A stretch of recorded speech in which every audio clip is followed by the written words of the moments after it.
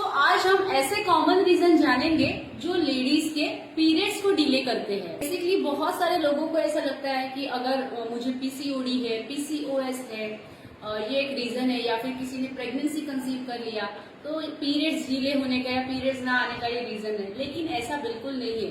तो आज हम इसी के बारे में डिस्कस करेंगे कि ऐसे और कौन से रीजन है जिसकी वजह से हमारे पीरियड्स डिले हो सकते हैं। सबसे पहला पीरियड्स डिले या न आने का कारण है वो है एक्सेस एक्सरसाइज। रेगुलर एक्सरसाइज बहुत ज्यादा इम्पोर्टेंट है क्योंकि ये आपके फिजिकल और मेंटल हेल्थ को बूस्ट करती है।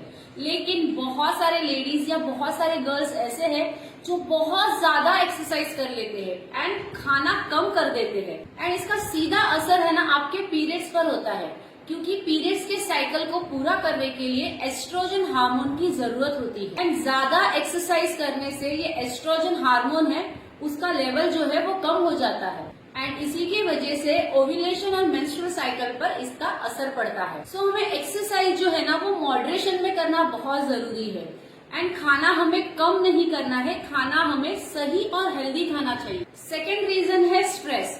स्ट्रेस तो हम सभी को है, लेकिन क्रोनिक स्ट्रेस जो है वो मेंस्ट्रुअल साइकिल पर अफेक्ट करता है। जब आपको स्ट्रेस होता है तो आपकी बॉडी एक हार्मोन प्रोड्यूस करती है जो होता है कॉर्टिसोल और ये इसी के लिए रिस्पॉन्सिबल होता है। आपके पीरियड्स जो है वो डिले हो सकते हैं, पीरियड्स आपके मिस हो सकते हैं या फिर पीरियड्स आपके लाइट हो सकते हैं। फिर आता है वेट फ्लक्चुएशन। अगर आपका वेट तेजी से फ्लक्चुएट हो रहा है तो इसका असर आपके मेंस्ट्रुअल साइकिल पर दिखाई देगा। अगर आपको कोई हेल्थ कंडीशन है तो ये भी आपके वेट को फ्लक्चुएट करेगी एंड इसका सीधा असर आपके पीरियड्स डिले होने पर होता है या फिर पीरियड्स आपको नहीं आते हैं। लेडीज में ना पीरियड्स रेगुलर आना उनकी अच्छी सेहत को दर्शाता है।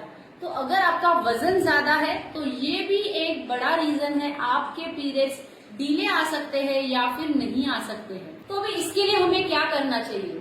तो सबसे पहला आपकी सेहत का ख्याल रखिए, क्योंकि ये शरीर ही एक ऐसी चीज है जिसमें हमें जिंदगी भर रहना है।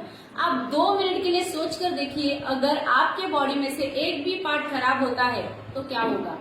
तो इसलिए हमें सेहत का ख्याल रखना बहुत जरूरी है।